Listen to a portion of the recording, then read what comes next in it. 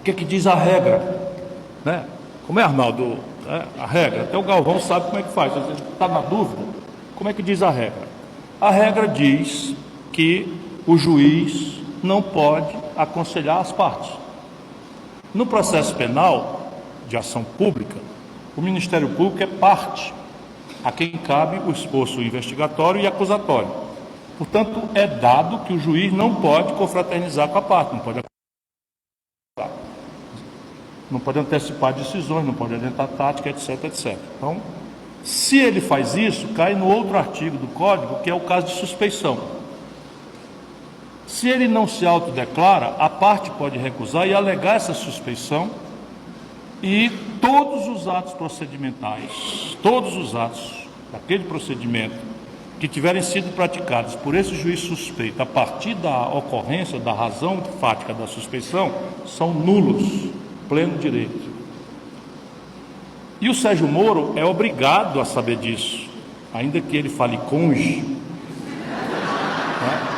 Eu duvido muito da luz jurídica e da própria luz. Eu acho o Sérgio Moro uma anta, sempre achei, pouco estudioso, vaidoso, exibicionista, sempre disse isso. Não é hoje não, sempre disse isso a vida inteira.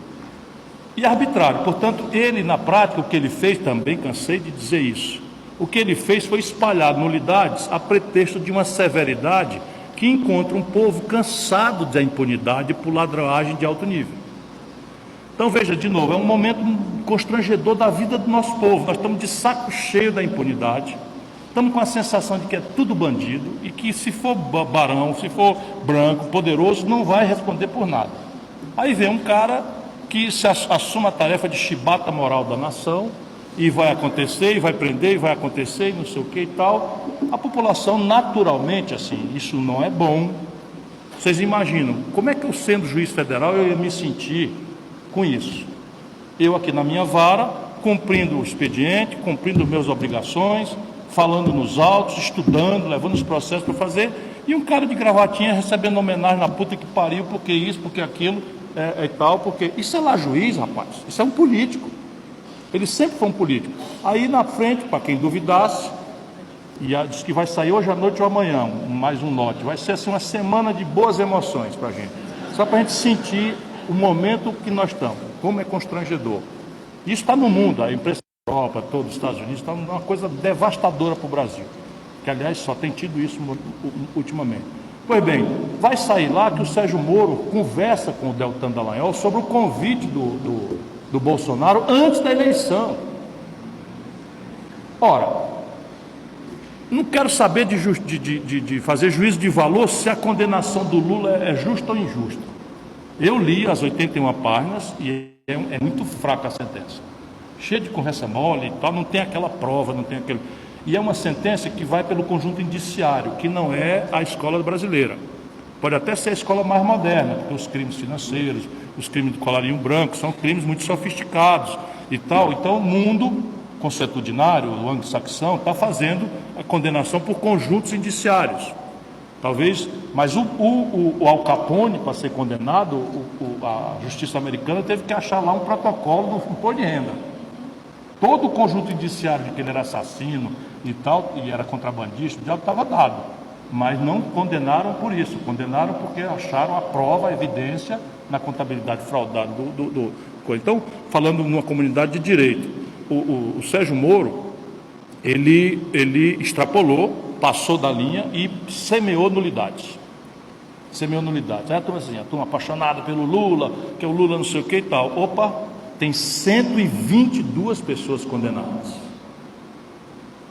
Entre elas está o Gedel Vieira Lima, aquele das 51 milhões naquelas malas, que foi ministro do Lula e vice-presidente da Caixa Econômica da Dilma. Está o Eduardo Cunha, que ficou pilhado com dinheiro na Suíça, tudo devolvido, réu confesso. Ficou o Palocci, réu confesso de furtar 100 milhões de reais, 8 anos plenipotenciário do governo Lula e Dilma, enfim. Então, é uma tragédia o que está acontecendo no Brasil. A gente torcer por esses justiçamentos, às vezes faz bem para o fígado, Mas no limite, o que se semeou foram nulidades e uma péssima escola para uma comunidade nacional como a nossa, que precisa desesperadamente que o policial da esquina não se sinta autorizado a justiçar um garoto de 15, 16, 17 anos, porque considera que é justo matar um menino porque ele está com um saco de crack na mão. Essa é devastador a consequência. Né? Esse lawfare, não sei o que e tal, que atribui ao ato de vontade, ao voluntarismo pedante, autorreferido de quem quer que seja. Por isso que as sociedades desenvolveram o direito, né? Para substituir a força e a barbárie nas soluções desses conflitos. Então, assim, para mim, é um desastre por si e devastador exemplo. Eu não vejo como um homem como esse possa continuar sendo ministro da Justiça e da Segurança Pública no Brasil. E explico. Nessa condição institucional, ele é chefe da Polícia Federal.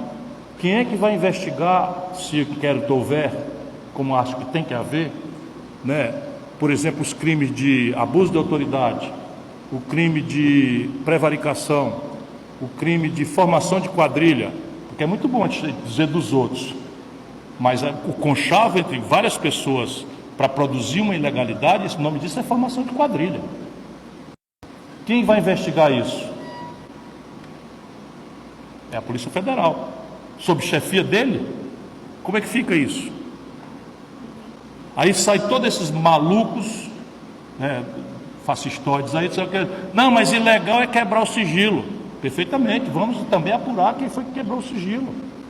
E eu tenho segurança, assim, não é segurança, eu tenho, na minha experiência, eu tenho certeza, assim, só não posso provar ainda, mas daqui a pouco acho que vai ficar claro, vou adiantar aqui, que quem fez isso foi o serviço de inteligência de algum país estrangeiro.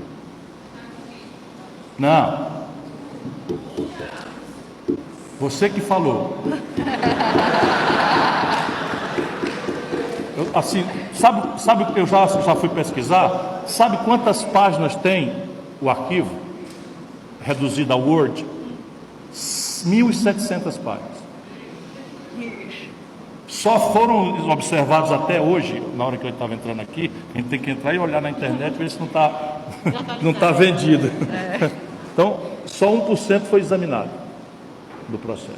E esse Greenwald, esse é um cara, é um avião. Ele só está no Brasil porque ele apaixonou-se por um brasileiro, casou com ele, mas esse cara é top do mundo. Vocês assistiram o filme do Snowden? O repórter é ele. Ele que ganhou o prêmio Pulitzer, com aquele escândalo do Wikileaks. Ele que fez. Esse cara é extraordinário.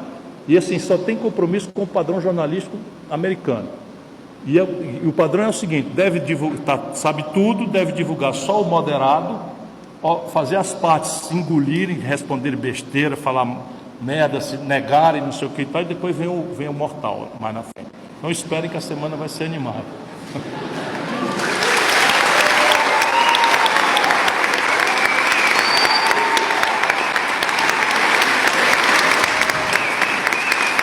Mas olha, nenhum país sério do mundo, nenhum país minimamente sério do mundo compreenderia ou aceitaria a violência moral que foi um juiz que condenou um político a aceitar ser ministro do político do adversário que foi beneficiário pela sentença dele. Nenhum país do mundo aceitaria essa violação.